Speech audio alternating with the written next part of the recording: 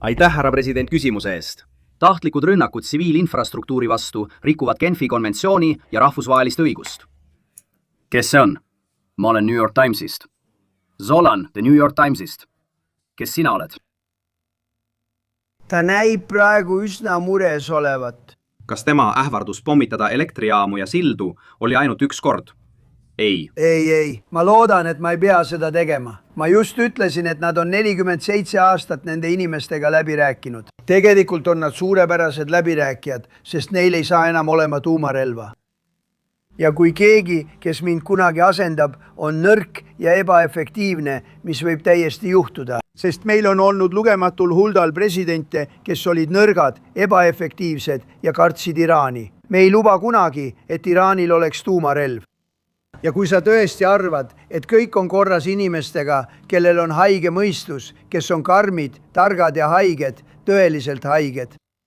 Ideoloogiliselt, poliitika seisukohast, ükskõik kuidas sa seda ütled, vaimselt on need häiritud inimesed. Kui sa arvad, et ma luban neil, võimsatel ja rikastel, omada tuumarelva, siis võid oma sõpradele The New York Timesis öelda, et seda ei juhtu. Kas see tähendab rahvusvahelise õiguse rikkumist? Vaikus. Sinu usaldusväärsus on The New York Timesis läbi. Nad ütlesid, et ma ei võida, aga ma võitsin suurelt. Ma võitsin kõigis võtmeosariikides. The New York Times ütles, et ma ei võida. Nad kaotasid oma usaldusväärsuse, mis neil oli oma vana uudisloosungiga. Suur ja vana hall leedi. See oli kunagi suurepärane, aga nad elavad minevikus ja nii ei saa edasi minna. Sa pead suutma edastada õigeid uudiseid ja sinusugused inimesed, keda ma tunnen, on võltsid. Sa oled võlts. Palun, jätka. Härra president, teie sõnum sõja kohta on muutunud. Sõja lõpetamisest kuni Iraani tagasi kiviaega pommitamiseni. Oleme kuulnud mitmeid selliseid sõnumeid. Teie ka. Mis on teie vastus? Kas te lõpetate selle? Halveneb. Ma ütlen teile, ma ei tea, ma ei oska öelda. See sõltub sellest, mida nemad teevad. See on kriitiline periood. Neil on tähtaeg, kuni homseni kell 8.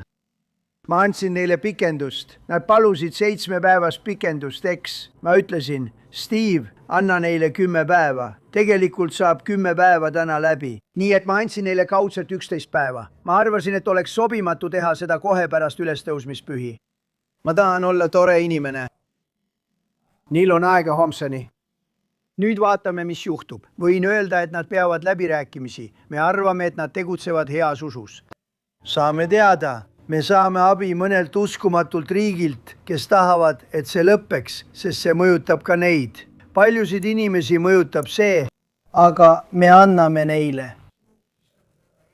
Kuni homseni kell 8 ida aja järgi ja pärast seda ei ole neil enam sildu, ei ole enam elektrijaamu.